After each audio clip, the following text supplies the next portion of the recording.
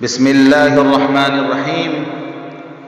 حضرت مولانا سید ابو الحسن علی ندوی رحمۃ اللہ علیہ مدرسے کے بارے میں فرماتے ہیں، میں مدرسے کو ہر ادارے سے بڑھ کر مستحکم، طاقتور، زندگی کی صلاحیت رکھنے والا اور حرکت و نمو سے لبریز سمجھتا ہوں۔ اس کا ایک سرا نبوت محمدی سے ملا ہوا ہے، دوسرا ہی زندگی سے۔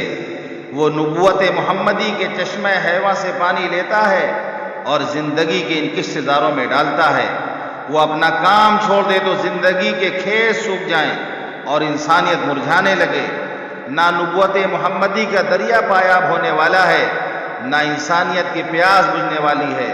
نہ نبوت محمدی کے چشمہ فیض سے بخل اور انکار ہے، نہ انسانیت کے کاسہ گدائی کی طرف سے استغنا کا اظہار۔ ادھر سے انما انا قاسم واللہ یعطی کی صدائے مقرر ہے تو ادھر سے حل من مزید کی فغان مسلسل۔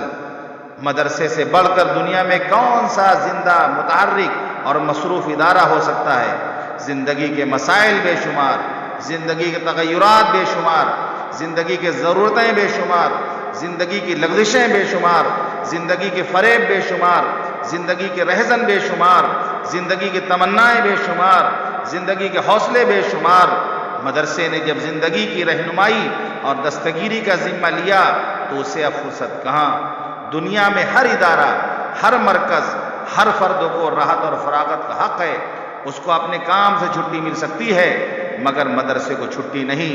دنیا میں ہر مسافر کے لیے آرام ہے لیکن اس مسافر کے لیے راحت حرام ہے۔